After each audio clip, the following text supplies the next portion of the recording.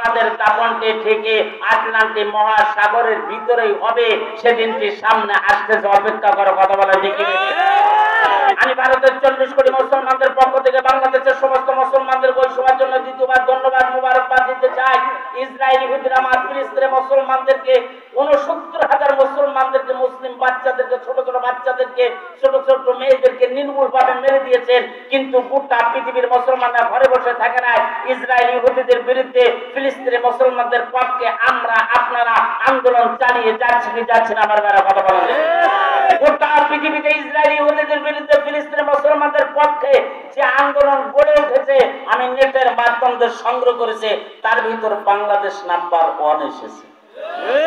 আর আপনারা ইসরায়েলি ইহুদিদের বিরুদ্ধে ফিলিস্তিনের মুসলমানদের পক্ষে আন্দোলন করার কারণে আল্লাহ আপনাদের আমাদের জান্নাতের ভিতরে জায়গা বানিয়ে দিয়েছে।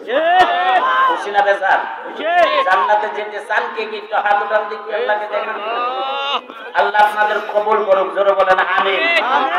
এটা বাংলাদেশ, এটা রবি ঠাকুরের বাংলা নয়, এটা সূর্য সেনের বাংলা নয়, এটা লক্ষ্য সেনের বাংলা নয়, এটা বাজিদ বুস্তামের বাংলা, এটা শাহজালালের বাংলা, এটা মাধ্যমের বাংলা, এটা আম্মা শফি সাহেব রহমাতুল্লাহ আলাইহির বাংলা, এটা আল্লামা দিলওয়ার হোসেন সাইদি রহমাতুল্লাহ আলাইহির বাংলা, লক্ষ লক্ষ আলেমের বাংলা, লক্ষ লক্ষ মসজিদের বাংলা, 90% মুসলমানের বাংলার জমিনে আমরা ইসরায়েলের কোন মালকে, আমরা ইসরায়েল কোন পণ্যকে ব্যবহার করব না এবং ব্যবহার করতে দেওয়া যাবে না।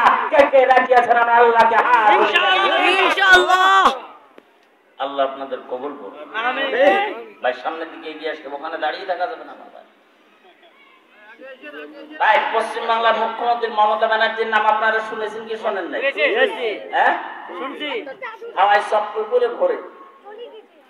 ভারতের প্রধানমন্ত্রী নরেন্দ্র মোদী কুখ্যাত জঙ্গি সন্ত্রাস, এই নরেন্দ্র মোদী গুজরাটের কসাই পশ্চিম বাংলার মুখ্যমন্ত্রী মমতা ব্যানার্জিকে বলছেন, মমতা ব্যানার্জি পশ্চিম বাংলায় সমস্ত মুসলমানদের মসজিদকে বন্ধ করে দাও।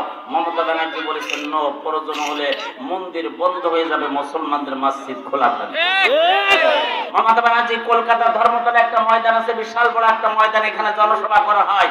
জনসভার মাধ্যমে মমতা ব্যানার্জি ভারতের প্রধানমন্ত্রী নরেন্দ্র মোদীকে জানিয়ে দিয়েছেন, আপ কান খাড়া করকে শুনলি যে আপ কানকে আমরা রুই ঘুষায় মত, আপনি কানের ভিতর তুলা ঢুকিয়ে দিবেন, আপনি কানটা সুন্দরভাবে খাড়া করে শুনে রাখেন।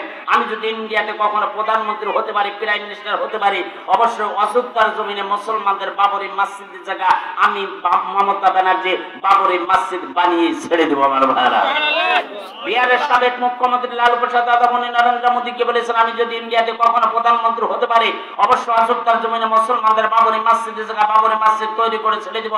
উত্তরপ্রদেশের সাবেক মুখ্যমন্ত্রী মুলায়ম সিং যাদব সমাজবাদী পার্টির লিডার, উনি নরেন্দ্র মোদীকে বলেছেন, আমি যদি ইন্ডিয়াতে কখনো প্রধানমন্ত্রী হতে পারি, প্রাইম মিনিস্টার হতে পারি, অবশ্যই অযোধ্যার জমিনে মুসলমানদের বাবরি মসজিদের জায়গা বাবরি মসজিদ তৈরি করে ছেড়ে দেব।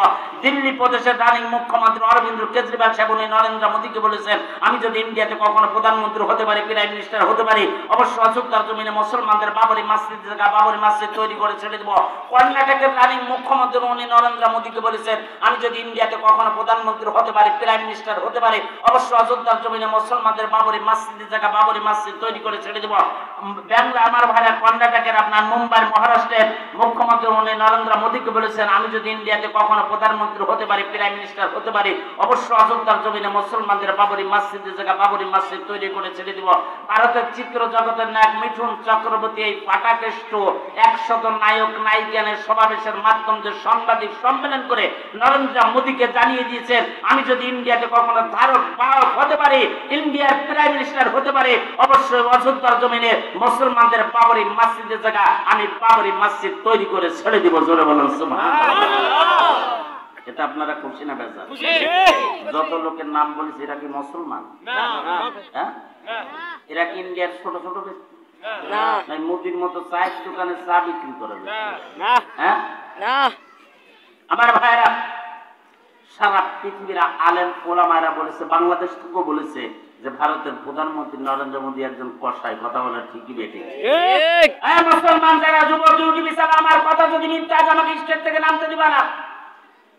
নরেন্দ্র মোদী সাহেবের যেখানে বাড়ি গুজরাট প্রদেশে, বিলকিস বানু নাম করে একজন মুসলিম মহিলা এখনই সাজদা বেরিয়ে আসবে। এই বিলকিস বানু মুসলিম মহিলার পরিবারে 8 জন সদস্য বাস করে।